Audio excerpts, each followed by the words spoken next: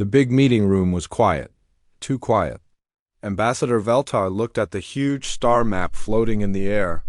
Red lights marked 12 star systems. Big red warnings covered them like danger signs. Every alien in the galaxy knew the rule. Never.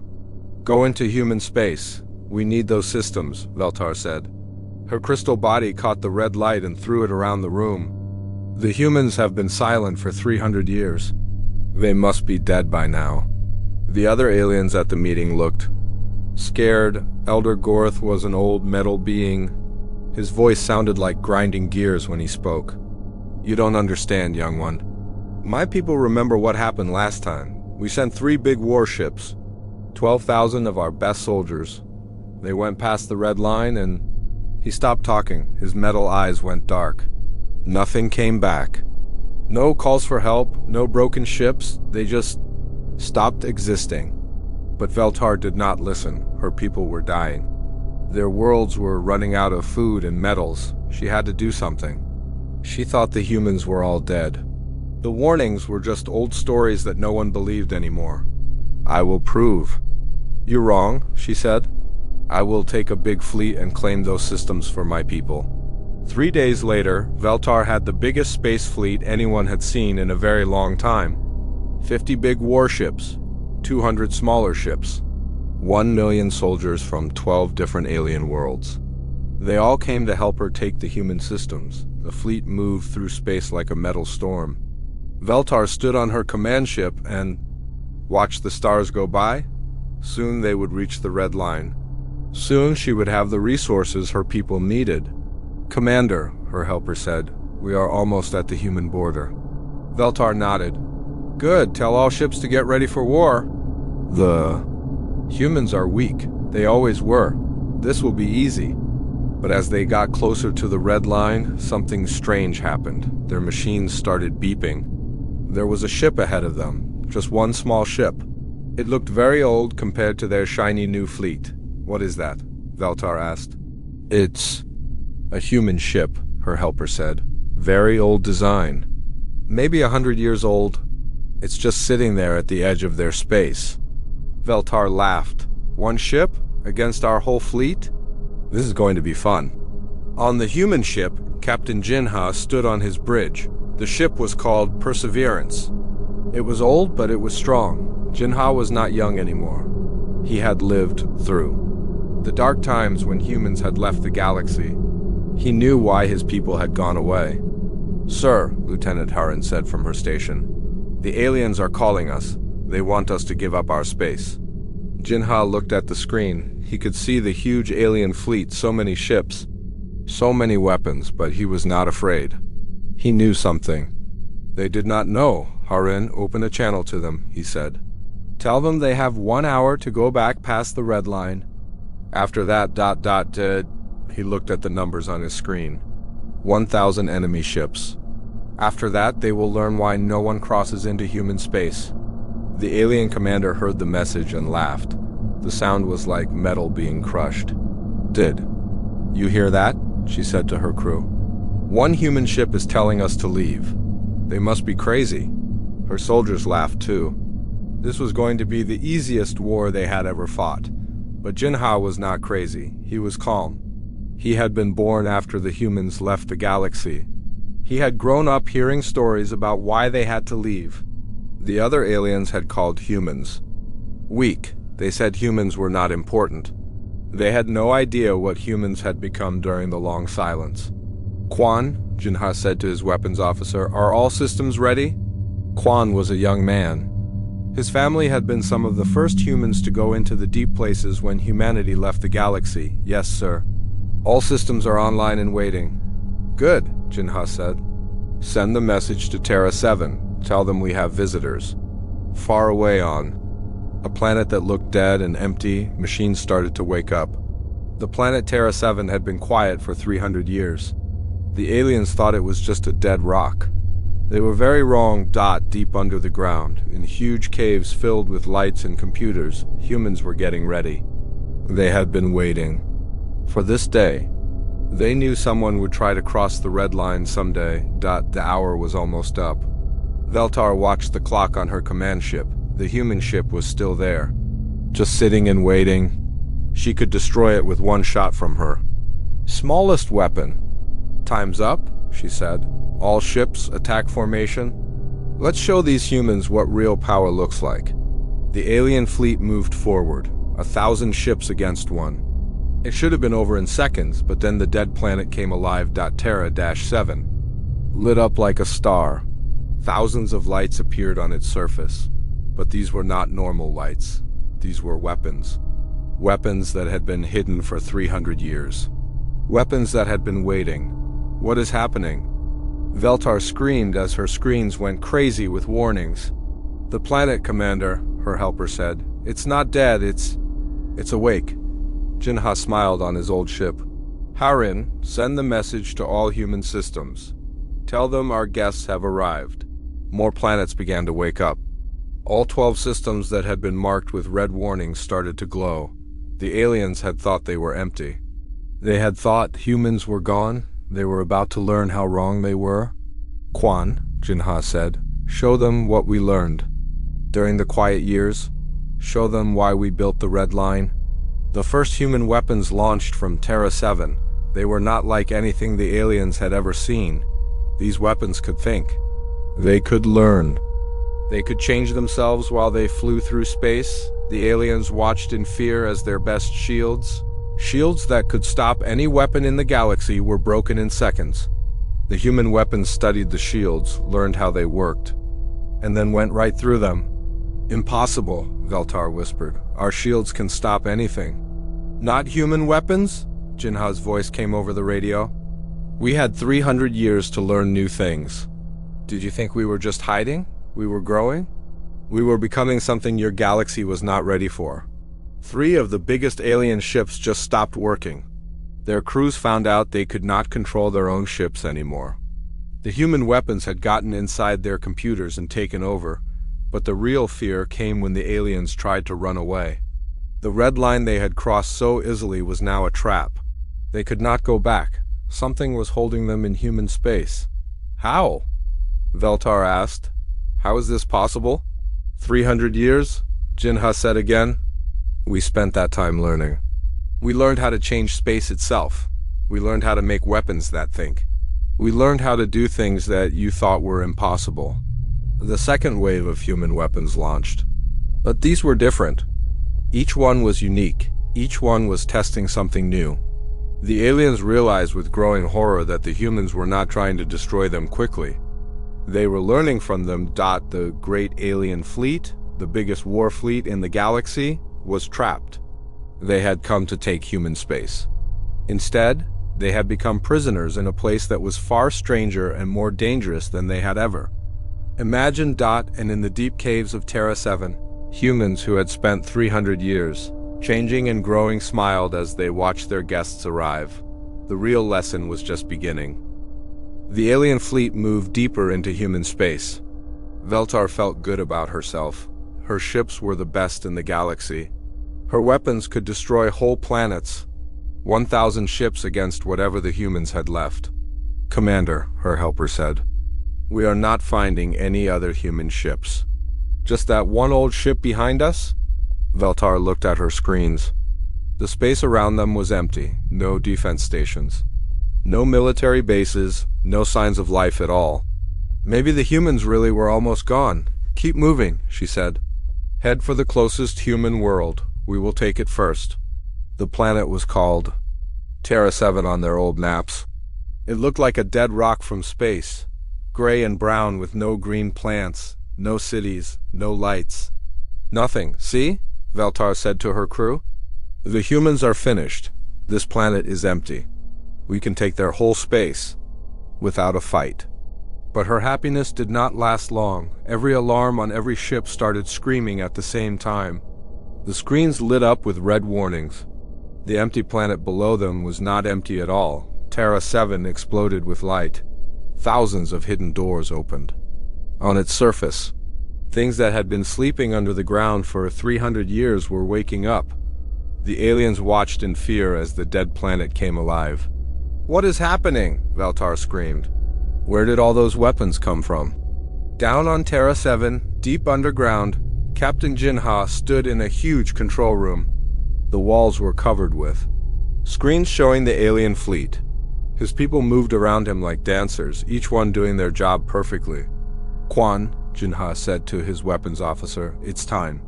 Show them what we built during the quiet years." Quan was not the same as other humans. His family had been changed during the long isolation. He could think faster than normal people. He could control machines with his mind. He smiled and put his hand on a control panel. "Yes, sir," he said, firing the first wave. The weapons that came up from Terra 7 were not like anything the aliens had ever seen. They looked like bright stars, but they moved with purpose. They were smart. They could think and learn and change themselves. The aliens had the best shields in the galaxy. These shields could stop any weapon that anyone had ever built. But the human weapons were different. They hit the shields and stopped for a second. Then they learned how the shields worked. Then they went right through them. "Impossible!" Veltar's science officer shouted. "Our shields can stop anything." "Not human shields," came Jinha's voice over the radio. "We had 300 years to think about your shields. We learned how to beat them. 3 of the biggest alien ships just stopped moving. Their lights went out. Their engines went quiet. The crews inside found that they could not control anything. The human weapons had gotten inside their computers and taken over, but that was not the worst part. The worst part was when the aliens tried to run away. "Turn the fleet around," Veltar ordered. "Get us out of here." But the ships would not turn. Something was holding them in place. The empty space around them had become like thick mud. The faster they tried to move, the harder it became. "Commander," her pilot said, "we cannot move. Something is wrong with space itself." Veltar looked at her screens in horror. The boundary they had crossed so easily was now a trap. They were stuck in human space. They could not go forward. They could not go back. How is this possible? She asked. Jinha's face appeared on her screen. He looked calm and serious. "We learned how to change space itself," he said. "We learned how to make traps that you cannot see. We learned how to do things that your science says are impossible." Lieutenant Harin appeared next to Jinha, but something was wrong with her. She looked solid, but the computer said she was made of energy. Light and force held together by will and technology. "We are not the same humans you remember," she said. "We changed ourselves. We became something new." The second wave of human weapons launched from Terra 7, but these were all different from each other. Each one was unique. Each one was testing something new. The aliens realized with growing fear that the humans were not trying to kill them quickly. They were studying them. "They are learning from us," Veltar's science officer said. "Each weapon is different. They are testing our defenses." More planets began to wake up. All 12 human systems started to glow with hidden lights. Worlds that had looked dead and empty were full of life, but it was not normal life. It was something that had grown and changed during the long silence. The aliens watched as their strongest ships were taken apart piece by piece. Not destroyed, but carefully studied. The humans were learning everything about alien technology. They were taking it apart to see how it worked. "Why?" Veltar asked. "Why are you doing this to us?" "Because we need to understand," Jinha said. "Every alien race that have entered human space has taught us something new. Your technology, your biology, your ways of thinking, all of it helps us grow." Quan's voice joined the conversation. "We are not the same species that left the galaxy 300 years ago. We learned how to combine our minds with machines. We learned how to exist as pure energy. We learned how to think in ways that biology never allowed." The aliens began to understand that they were not fighting a war. They were being studied by something so far beyond them that they could not even understand what was happening. "You see," Harin said, "we did not retreat from the galaxy because we were afraid. We retreated because we saw what we could become if we had time to grow. While you fought wars and conquered planets, we conquered the laws of physics themselves." The alien fleet hung in space, trapped and helpless. Half of their ships were not working. The other half were being slowly taken apart and studied. The humans were learning everything about them.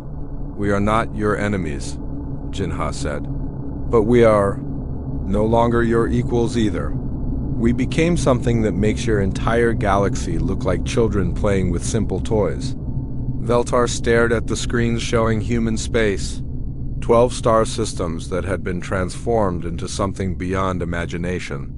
She began to understand why no one had ever returned from human space. They had not been destroyed. They had encountered something so far beyond their understanding that they could not even comprehend it enough to report back, and the humans were still learning, still growing, still becoming something even more impossible. The real horror was just beginning. The alien fleet was trapped. Half their ships were dead in space. The other half were being slowly taken apart by human machines. Veltar watched her mighty fleet become helpless toys in the hands of something she could not understand. "Please," she said into her radio, "we give up. We will leave your space.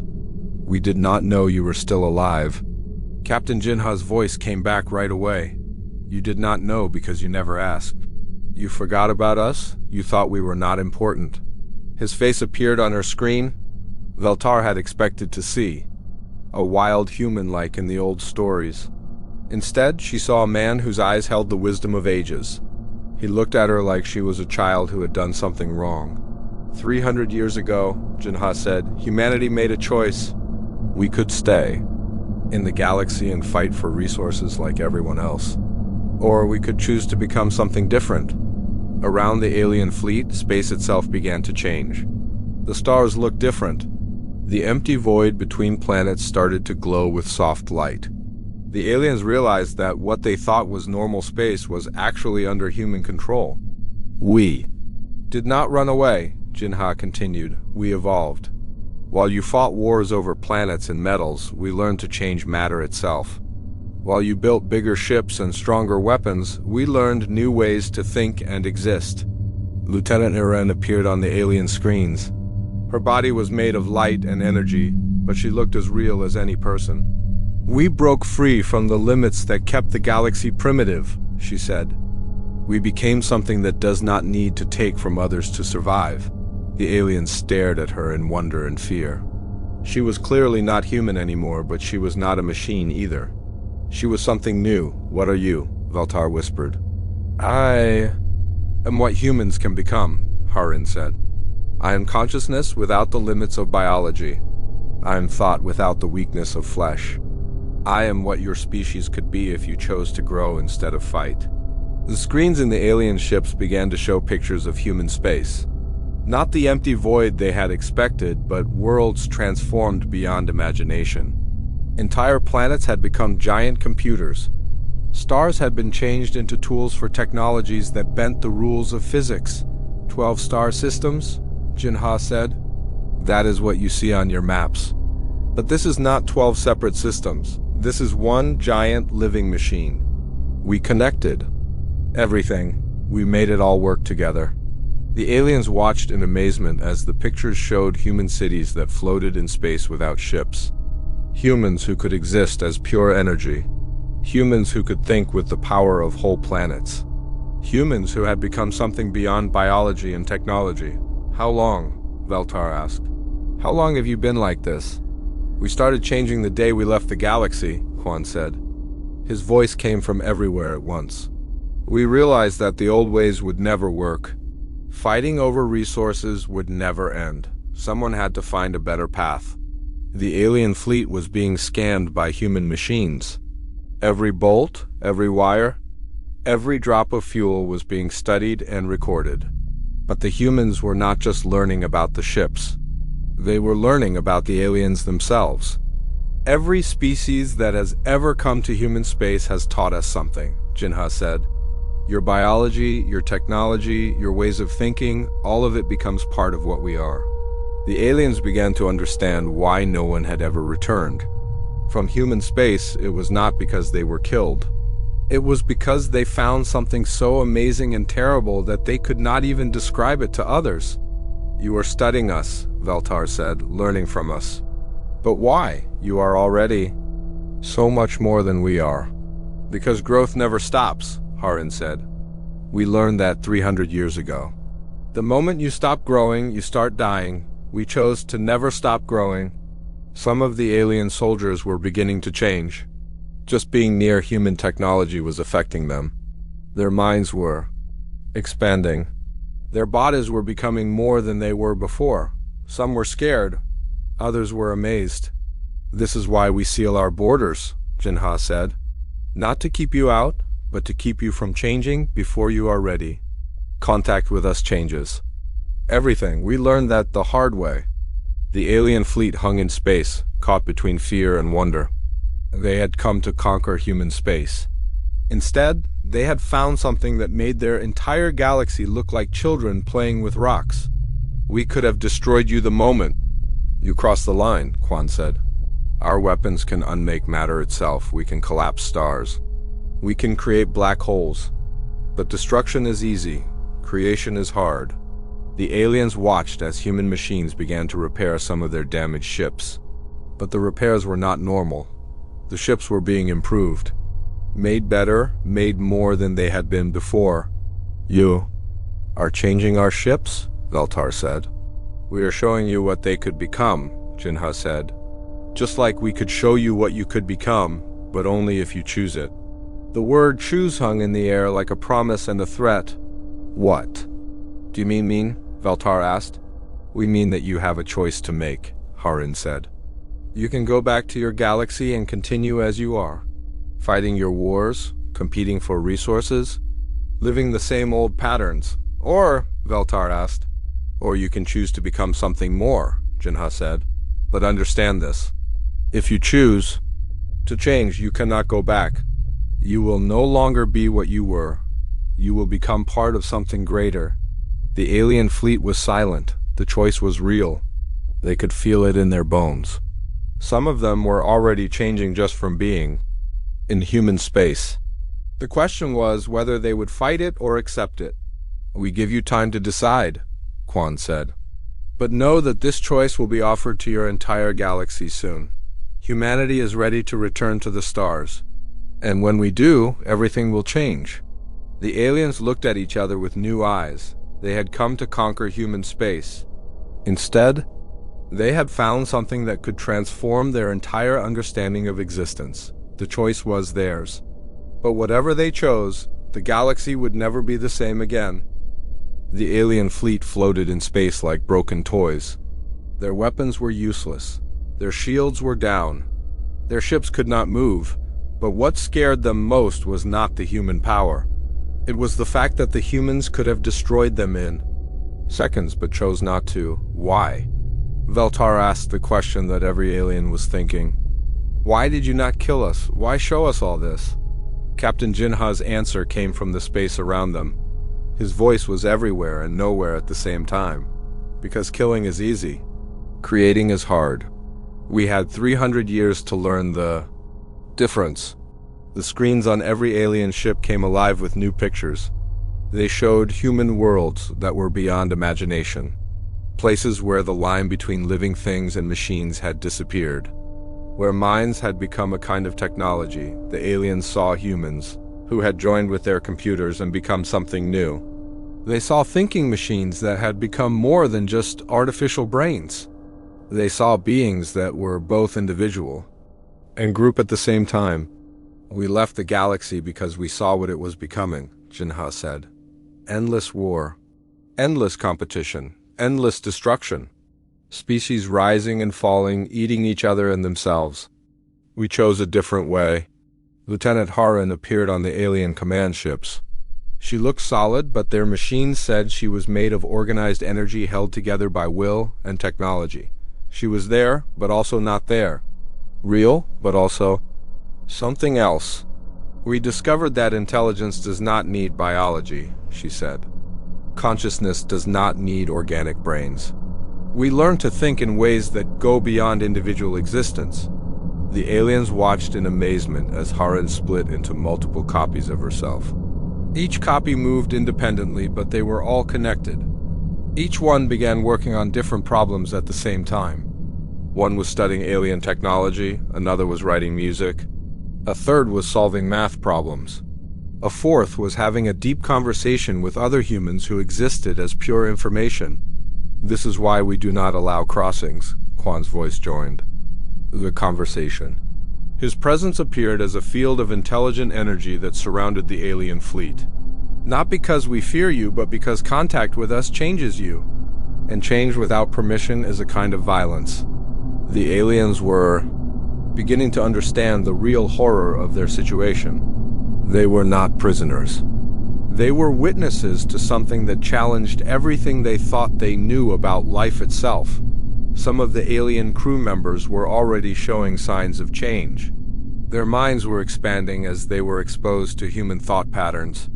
Their bodies were becoming more than they had been. Some were frightened, others were filled with wonder. "We offer you a choice," Jinha said.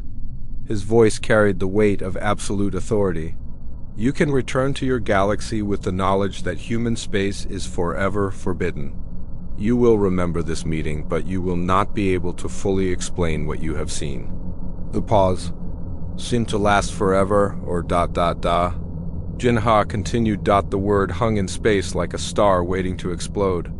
"Or you can choose to become part of something greater. But understand this, if you choose that path, you cannot go back. You will no longer be what you were. You will become part of humanity's next step forward." Several alien voices cried out in terror, but others whispered in wonder. The choice was real. They could feel it in their bones. And they could feel that it could not be undone. "What does that mean?" Valtar asked. "What would happen to us?" "You would become what we have become," Harin said. "You would learn to exist beyond the limits of biology. You would become part of a collective consciousness that spans star systems. You would help us grow into something even greater." "But we would not be ourselves anymore," an alien captain asked. "You would be more than yourself," Quan said. "You would be yourself plus everything we have learned. You would be individual and collective. You would be biological and technological. You would be what you are now, but also what you could become." The alien fleet was silent. The choice was terrifying and wonderful at the same time. They could go back to their old lives, their old wars, their old limitations, or they could become something that their species had never imagined possible. "How many have chosen?" Veltar asked. "From your fleet?" Jinha said. "About 300. 1,000 so far?" They felt the change beginning and decided to embrace it instead of fighting it. The aliens looked around their ships. They realized that many of their crew members were missing. They had not been killed. They had chosen to become something else. "Where are they?" Veltar asked. "They are everywhere," Harin said. "They are in the computers. They are in the energy fields. They are in the space between atoms. They are learning to exist in ways that your old science said were impossible." "Can we see them?" an alien asked. "Yes," Quan said. The space around the alien fleet began to glow. Shapes made of light and energy appeared. They were the missing crew members, but changed. They were still recognizable, but also something more. They moved through space without ships. They communicated without words. They existed as pure consciousness held together by will and technology. One of them approached Veltar's ship. It had been her second in command, but now it was something beautiful and terrible. It spoke without words, directly into her mind. "It is wonderful," it said. "I am still me, but I am also more. I can think with the power of stars. I can exist in multiple places at once. I can feel the thoughts of every being in human space. I am individual and collective. I am limited and unlimited." "Are you happy?" Veltar asked. "Happy is too small a word," it replied. "I am complete. I am growing. I am becoming something that I never imagined possible." More of the changed aliens appeared around the fleet. They were not trying to convince anyone to join them. They were simply showing what they had become. The choice was still free. The choice was still real. "We will give you time to decide," Jinha said. "But know this, the choice will not be offered. Forever, humanity is preparing to return to the galaxy. When we do, everything will change, whether you choose it or not." The alien fleet faced the most important decision in their history. They could return to their old lives, or they could become part of something that would transform the meaning of existence itself. The choice was theirs. But whatever they chose, the galaxy would never be the same. 3 months later, the broken alien fleet came back to the Galactic Council, but it was not the same fleet that had left. Of the 1 million soldiers who had gone to human space, only 300,000 returned. The rest had made a choice. That changed everything. Ambassador Veltar stood before the same star map where she had argued for war. Her crystal body looked different now, more complex, more beautiful, but also more alien to her own people. She had chosen to come back, but the change had already started in her. The red line must never be crossed again, she said. Her voice had new sounds in it that made the other aliens uncomfortable. Not because humans are dangerous, but because they are something we cannot understand. They have become what we might grow into after thousands of years of development. Elder Gorth's metal eyes focused on her. What happened to the missing soldiers? They chose to become something else, Veltar said simply. They chose to go beyond their biological limits. They chose to become human. The meeting room exploded with confused voices. Impossible. Humans are weak. They are just another species. No, Veltara's voice cut through the noise with power that should not have been possible from a defeated ambassador. They were never just another species. 300 years ago, they looked at what the galaxy was becoming and decided to find a better way. They did not conquer worlds. They conquered the limits of existence itself. She pointed to the star map, where the 12 human systems glowed with their red warnings. They do not need resources because they learn to control matter and energy. At the smallest level, they do not need territory because they learn to exist in spaces that go beyond physical dimensions. They do not need to fight because they became something that makes conflict meaningless. Then why the warnings? Asked a delegate from the Outer Rim worlds. Why the barriers? Because contact with them changes you, Veltar explained. Her crystal form flickered with patterns that hurt to look at directly. Their very presence speeds up evolution. Their thoughts are infectious in the most real sense. They went away not to protect themselves from us, but to protect us from unwanted change. The silence that followed was complete and terrifying. The humans who came back with us, Veltar continued, are ambassadors.